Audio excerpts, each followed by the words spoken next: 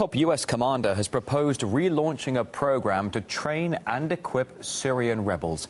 General Joseph Votel was questioned by US lawmakers over the plan and said the new effort would not repeat the mistakes that doomed the same scheme last year.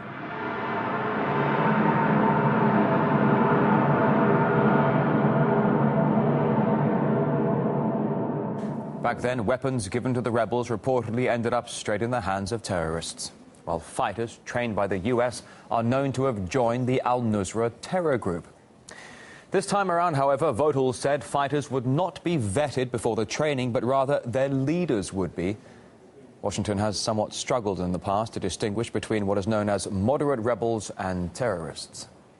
Don't you need to be totally satisfied that these people are not, rampant human rights abusers and beheaders?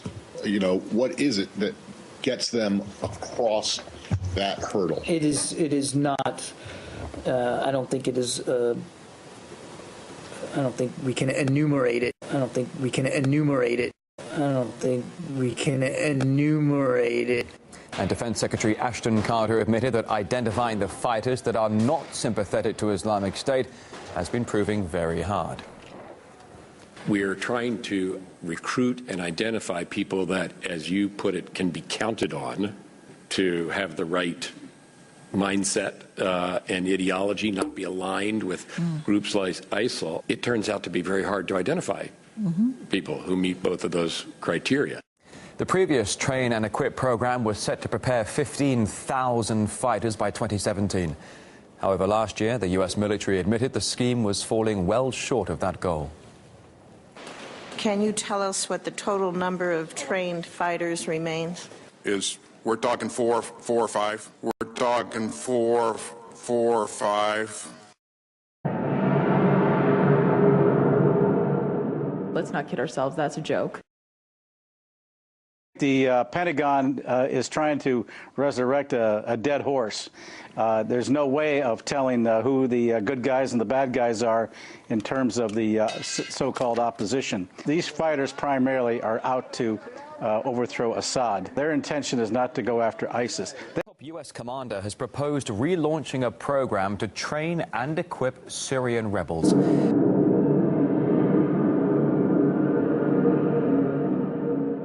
The al-Qaeda affiliate al-Nusra Front has stormed a base of a Free Syrian Army wing and plundered its weapons. The US-backed unit, known as Division 13, reported that raid over Twitter, but spats ensued.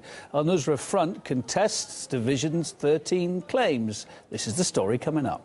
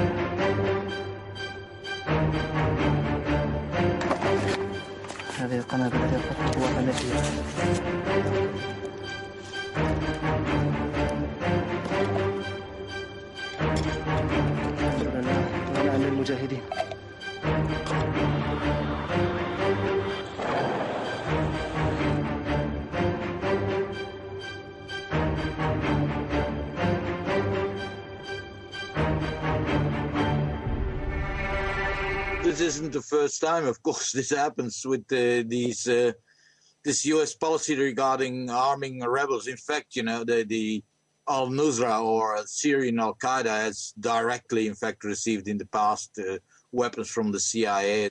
This report is no surprise whatsoever, because the Americans have not relinquished their objective of trying to overthrow the Syrian government. And of course, America's allies in the region, Turkey and Saudi Arabia in particular, are also trying to overthrow the Syrian government. So even though we have a ceasefire in parts of the country, a ceasefire that we should support, a ceasefire that was largely brought about by Russia, still the West and its allies are trying to achieve their objective. And of course, Turkey, which is a staunch ally and friend to America, still allows its country to be a base for ISIS, for al-Nusra and other Islamist organisations. And of course, on a daily basis, the Syrian government and the Russian government have documented this. On a daily basis, Islamist fighters, jihadists, they cross from Syria, from Turkey into Syria. So the Americans, they have an objective in Syria, the overthrow of the Syrian government. Nothing new in Syria. A big concern is US firepower falling into the wrong hands, and it's something we've covered many a time on this channel. Do you think it's happening again here, or have things been tightened up?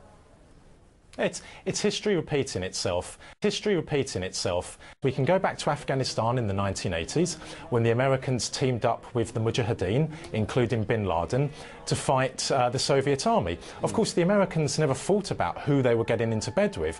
And then some years later, on September the 11th, of course, it came back to bite them. We can go to Libya in 2011. The Americans gave the green light to their allies in Europe, Britain and France, to team up with Islamists in Libya to overthrow the Libyan government.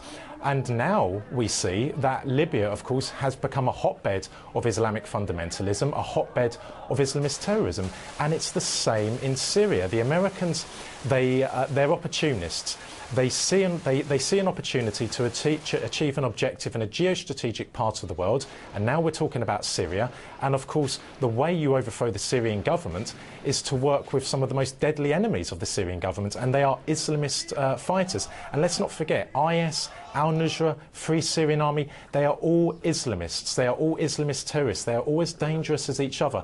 It's just that they've had a brotherly falling out amongst themselves. Senior American military officials last year testified before various committees on Capitol Hill that there's about, quote, 4 to 5 moderate fighters in Syria. We're talking four or five. So the reality is that the Americans have not been working with so-called moderates in Syria. That's a cover. Who they've been working with are hardened Islamists, hardened Islamist terrorists, just as they did in Afghanistan with the Mujahideen, just as they did in Libya. And you know, Kevin, the only moderate forces in Syria, the only secular forces in Syria are the Syrian armed forces and the Kurds, the YPG. Marcus, thanks for being on the programme. Editor of Politics First, Marcus Papadopoulos there from London. Can you tell us what the total number of trained fighters remains? Is history repeating itself? We're talking four or five. We're talking four or five. History repeating itself.